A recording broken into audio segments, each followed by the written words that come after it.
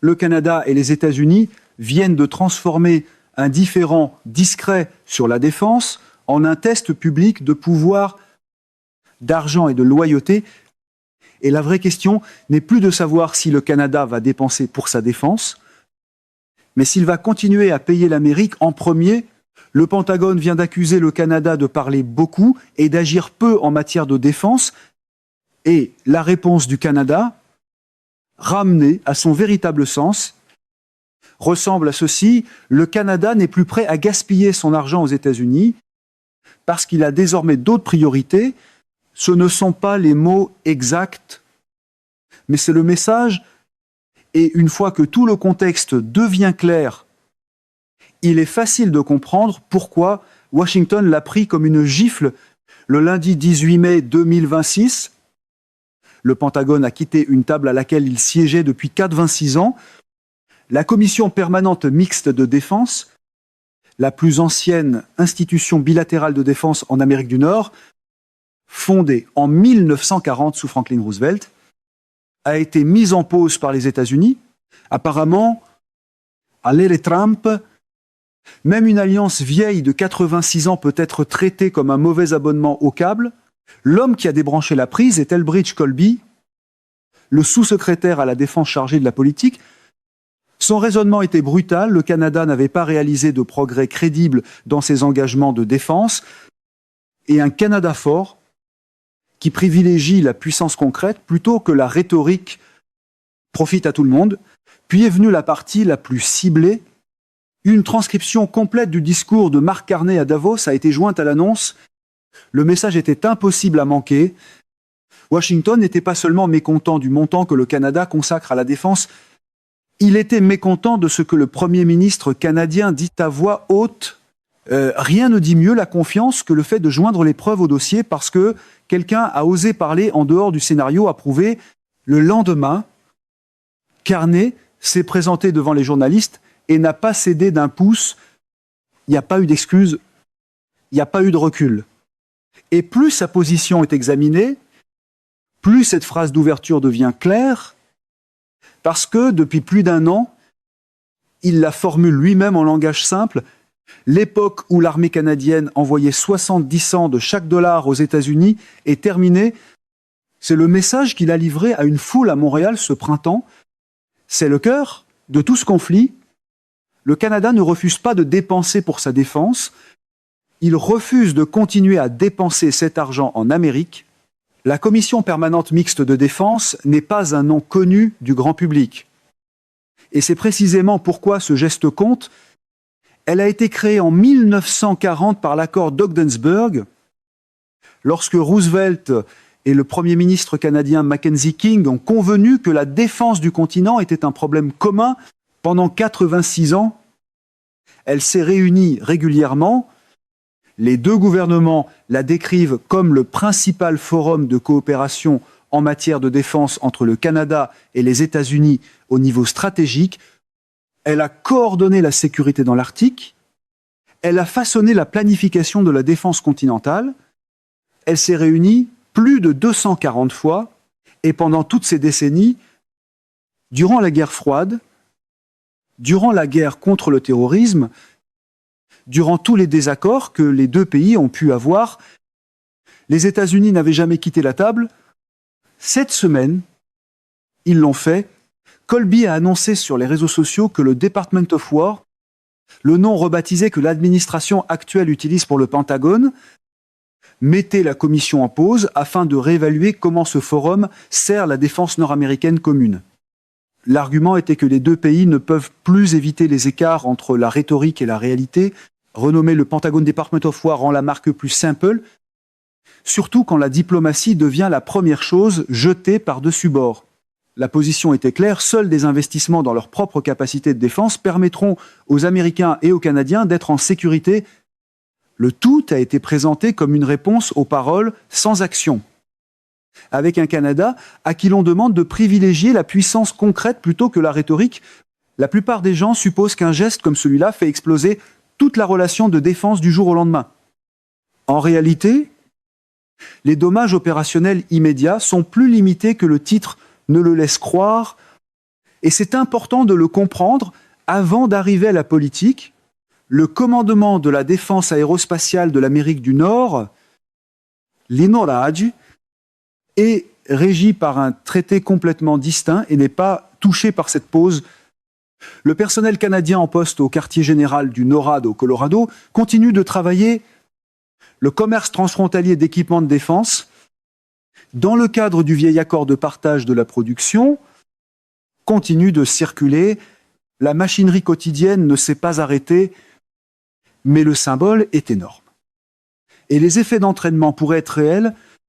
David Perry, président de l'Institut canadien des affaires mondiales, a décrit la participation du Canada à la Commission comme quelque chose qui était discrètement devenu, ces dernières années, un exercice performatif.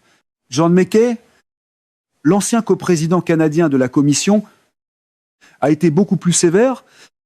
À ses yeux, il était difficile d'imaginer une erreur beaucoup plus stupide, et il existe une vraie crainte que l'administration tente de jeter tout l'arrangement continental sous l'autobus et de le gérer seul. Cela soulève la possibilité que le NORAD lui-même, ainsi que le plan d'environ 38 milliards de dollars destiné à le moderniser, soit les prochains sur la liste. Voilà, donc le coup porté. Maintenant, voici la réponse. Et c'est la raison pour laquelle cette histoire est partout en ce moment. Carney n'a pas bronché. Devant les journalistes, il a rejeté catégoriquement l'idée que le Canada n'aurait pas respecté ses obligations de défense. Le contre-argument reposait sur des chiffres. En 2025, le Canada a ajouté plus de 80 milliards de dollars en nouvelles dépenses militaires. Réparties sur les 5 prochaines années, le Canada a dépassé l'engagement de l'Organisation du traité de l'Atlantique Nord, l'OTAN, de consacrer 2% de son économie à la défense. Et la phrase qui a défini tout cet échange était que c'est la première fois depuis la chute du mur de Berlin que le Canada atteint son objectif de dépenses de défense au sein de l'OTAN. Le Canada agit, tout a changé, Carney est allé plus loin. Le Canada travaille encore à un plan visant à porter ses dépenses de défense jusqu'à 5% de son économie. Les détails restent non publiés parce que le plan est encore prématuré. Mais le Canada a déjà engagé des milliards de dollars sur 20 ans pour moderniser le NORAD, précisément le bouclier continental que ce différend est censé menacer. Autrement dit, la réponse du Canada à l'accusation selon laquelle il ne ferait que parler était une liste de chiffres et un refus de se faire donner des leçons par le pays dont il s'éloigne délibérément depuis un an. Et c'est cette partie-là qui fait vraiment réagir Washington pour la politique de pression à la Trump. La partie embarrassante est toujours la même. Les chiffres sont plus difficiles à faire taire que les slogans. Parce que pour comprendre pourquoi un seul discours a été agrafé à une annonce du Pentagone, il faut revenir à janvier. En janvier 2026, Carney est monté sur la scène du Forum économique mondial de Davos. Le discours était extraordinaire pour un Premier ministre canadien en fonction, selon son analyse, le monde traverse une rupture, pas une transition. L'ordre fondé sur des règles, bâti après la guerre froide, est en train de se désagréger. Et une phrase a fait le tour du monde en quelques heures. Les puissances moyennes doivent agir ensemble parce que si elles ne sont pas à la table, elles sont au menu. Ce discours exposait une doctrine d'autonomie stratégique, c'est d'une diversification délibérée des partenariats du Canada, afin que le pays ne dépende plus d'une seule grande puissance. Il célébrait de nouveaux partenariats stratégiques avec l'Union européenne, avec la Chine et avec le Qatar. Il évoquait 12 accords commerciaux et sécuritaires signés sur 4 continents en 6 mois. Les États-Unis n'étaient pas nommés comme menace. Ils n'avaient pas besoin de l'être. Tous ceux qui se trouvaient dans cette salle comprenaient exactement de qui parlait le discours. Et la Maison-Blanche aussi. Le volet défense de cette doctrine est l'endroit où les choses deviennent tranchantes. Et il ramène l'histoire à cette phrase du début de la vidéo. La remarque sur les 70 cents de chaque dollar n'était pas un commentaire improvisé. Carney l'a prononcé lors d'un congrès du Parti libéral à Montréal en avril. Et la salle lui a réservé une ovation debout. C'est la phrase qui résume toute cette confrontation mieux que n'importe quel communiqué officiel. parce qu'elle reformule entièrement le différend. La question n'est plus de savoir si le Canada dépense, elle est de savoir qui le Canada paie, et ce chiffre n'est pas qu'un effet de rhétorique, il est à peu près exact. Pendant des années, près de 70% des dépenses d'immobilisation militaire du Canada ont été dirigées vers des fournisseurs américains. Carney a présenté cela comme une vulnérabilité structurelle, une dépendance que le pays ne peut plus se permettre en remontant à 2025. Il l'a dit encore plus clairement dans une entrevue télévisée, 75 cents de chaque dollar de dépenses d'immobilisation en défense vont aux États-Unis, et ce n'est tout simplement pas intelligent. Donc, lorsque Colby accuse le Canada de choisir la rhétorique plutôt que la puissance concrète, la réponse de Carney est essentiellement l'inverse d'une excuse. Sa position est que le Canada dépense plus que jamais, mais pas aux États-Unis, et c'est là que se trouve la vraie friction. Il n'a jamais seulement été question du montant du chèque, il est question de savoir à qui le Canada fait le chèque. Dans le discours du monde trumpiste, les alliés sont souvent célébrés comme des partenaires jusqu'au moment où ils cessent de magasiner dans le rayon préféré. Considérons maintenant le symbole le plus coûteux de ce changement, les avions de chasse. Il y a plusieurs années, le Canada a accepté d'acheter 88 chasseurs furtifs F-35 au fabricant américain Lockheed Martin pour un coût d'environ 4,25 millions de dollars par appareil. Après le retour de Trump au pouvoir et l'escalade de la guerre commerciale, Carney a ordonné une révision de ce contrat jusqu'ici. Le Canada ne s'est engagé que pour les 6 premiers appareils. Les 72 restants sont maintenant ouvertement remis en question. Ottawa évaluant des options européennes, McKay, l'ancien coprésident de la Commission, voit la décision du Pentagone de suspendre la commission mixte comme une réaction en partie à cette remise en question et en partie à l'irritation causée par le fait que Carney développe de nouvelles relations de défense avec d'autres alliés. C'est ici que le différend sur les chiffres devient vraiment flou et que les deux camps disent techniquement la vérité tout en peignant des tableaux opposés. Voici la version du Canada.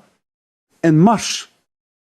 Carney a annoncé depuis le pont d'un navire de guerre de la marine à Halifax que le Canada avait enfin atteint la cible de 2% des années avant l'échéancier sur lequel le pays dérivait discrètement depuis une décennie.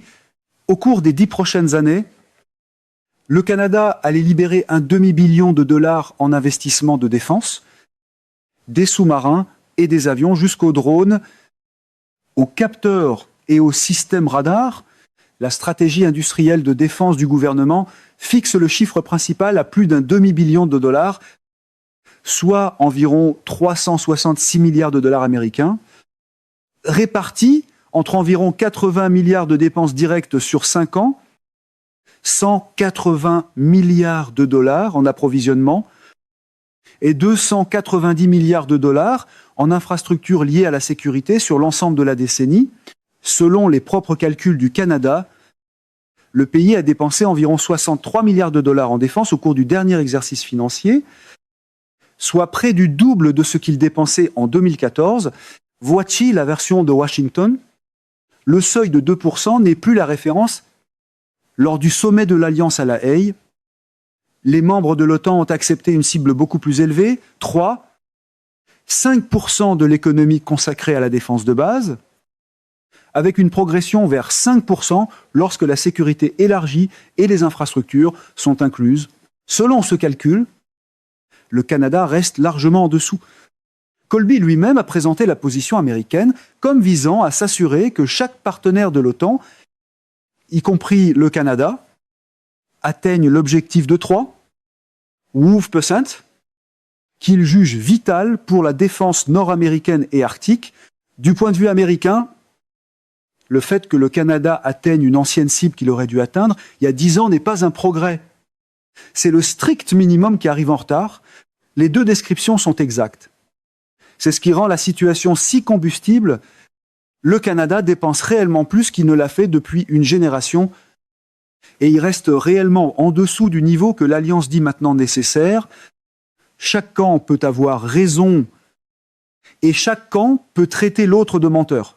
C'est le combat politique parfait. Pour une salle de presse à la Trump, les deux côtés ont des chiffres, mais un seul veut que la facture soit payée dans la même vieille direction. Il y a une couche de plus ici qui a transformé une tension qui montait lentement en rupture ouverte. Et cela n'a presque rien à voir avec des tableurs. C'est la Chine. Plus tôt cette année, Carney s'est rendu à Pékin et a signé un partenariat stratégique avec la Chine en rencontrant personnellement les dirigeants chinois. Les accords comprenaient l'ouverture du Canada aux véhicules électriques fabriqués en Chine. Trump aurait été furieux et aurait réagi en menaçant d'imposer des droits de douane de 100% au Canada. Quand la réponse à un casse-tête diplomatique est une menace tarifaire, la boîte à outils politique commence étrangement à ressembler à un marteau qui cherche des fenêtres. Ainsi, lorsque le Pentagone a suspendu la commission de défense quelques jours seulement après qu'un Premier ministre canadien eut serré des mains à Pékin, le calendrier n'est pas passé inaperçu.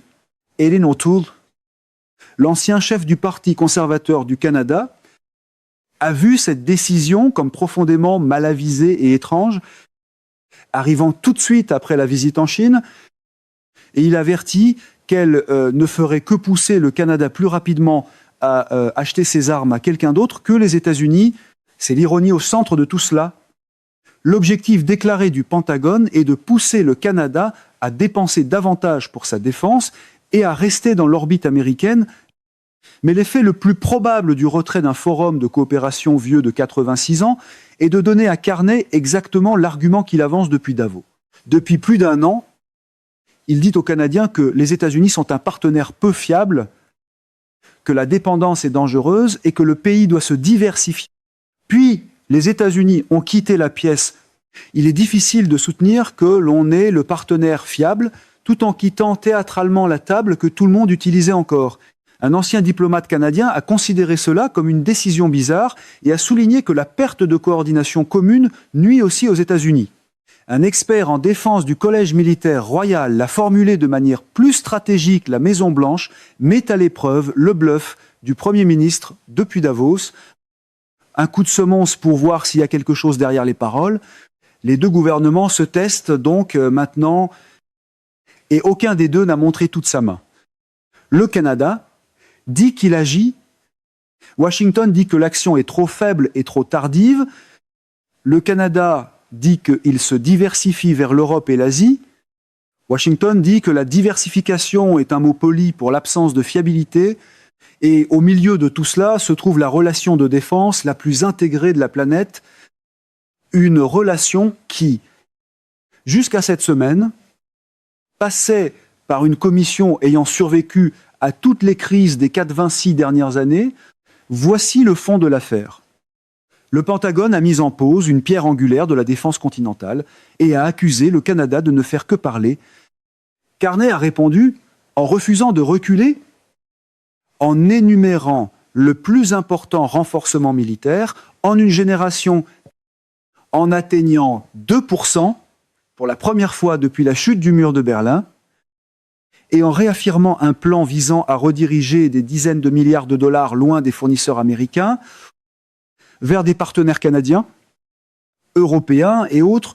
Son message, dépouillé de la diplomatie, est que le Canada continuera à dépenser, mais qu'il le fera de plus en plus selon des conditions qui servent d'abord le Canada, ce à quoi personne, d'un côté comme de l'autre, n'a répondu. C'est la question plus vaste. Le NORAD a survécu, le commerce et l'équipement ont survécu, mais le forum où les deux pays discutaient réellement des problèmes difficiles est maintenant fermé et ni Washington ni Ottawa n'ont expliqué ce qui le remplace, ni ce qui se passera la prochaine fois qu'une véritable menace continentale apparaîtra. Et la plus ancienne table de défense en Amérique du Nord reste vide. Ce n'est pas une stratégie. Ce sont deux alliés qui se défient mutuellement de cligner des yeux